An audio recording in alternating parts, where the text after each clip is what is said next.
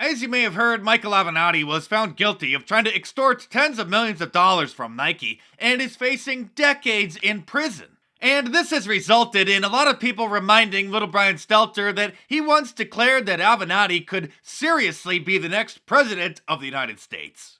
I've been getting some grief from Sean Hannity this weekend, speaking of Fox, right? From Hannity for once suggesting that I thought Avenatti could be a serious candidate for president. So give me a media critique. Was that stupid on my part? What do you make of how Avenatti was covered by CNN and MSNBC? Stupid would be a nice way to describe you, Brian. I don't know if it's a good thing that star power and TV savvy is required for the job, but I think it is. And by the way, I think President Obama also had a lot of TV star power, and that helped him pre-Trump. But Trump is more evident of this. And looking ahead to 2020, one reason why I'm taking you seriously as a contender is because of your presence on cable news. But he's not the only one who's embarrassed about his once admiration for Mr. Avenatti. Jeffrey Toobin, the network's senior legal analyst, also feels like a moron. I mean, the total collapse of his life is really sort of extraordinary. And frankly, I feel kind of snookered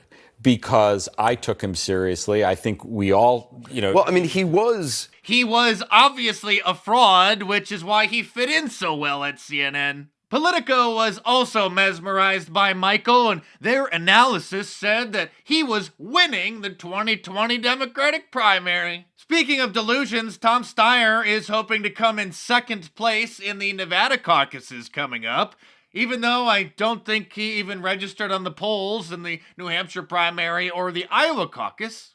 Tell us, Tom, what new low are you willing to sink to in terms of pandering for votes? I am the only candidate running for president who will say that he or she is for reparations. Oh, so you're taking a page out of Andrew Yang's playbook, except you're just offering free money to black people. Bernie Sanders has been having some problems on the campaign trail lately, and not just because Michael Bloomberg is buying his way to frontrunner status. It seems as if some of his own supporters aren't very pleased with him either.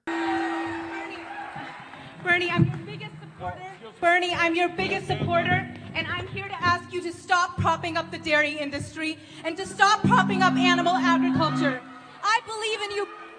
They were smart to have cut the mic, and the reason the camera pans over to the right is because she was joined by a few of her friends, and let's just say if I were to show that, it wouldn't be very family friendly. And now that Bloomberg is surging and hoping to run the table on Super Tuesday and take over as the new frontrunner, Bernie tweeted out what may be one of the most hilarious tweets to look back on if Bloomberg actually succeeds. He said billionaires shouldn't be able to buy elections in the United States of America. Which is absolutely true, but it'll be hilarious to remind Bernie of this once he endorses Michael Bloomberg if he succeeds in stealing the nomination from him. Just like he endorsed Hillary Clinton when she did it to him back in 2016. But Bloomberg may have just had his deplorable moment after this video resurfaced showing him saying that farmers are basically dumb as dirt.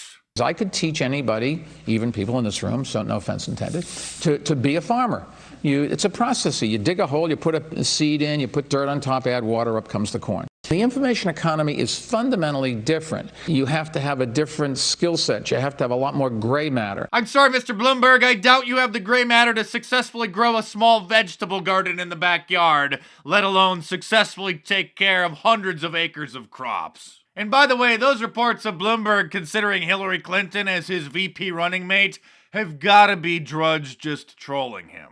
If he ends up actually getting the Democrat nomination, it's gonna be hard enough getting the Bernie bros to support him, let alone getting them to support him with Hillary Clinton as his running mate. The race is heating up, however, and things are finally starting to get interesting. And if you want to promote our great president and support my channel, get yourself a Trump 2020 shirt from my online store at markdice.com, or click the link in the description below, or a Trump is building the wall shirt, an Abraham Lincoln Trump shirt, a Ronald Reagan Trump shirt, or any of my awesome designs, all available in a t-shirt, long sleeve, and a hoodie, and a whole bunch of different colors as well. So head on over to markdice.com or click the link in the description below and check them out.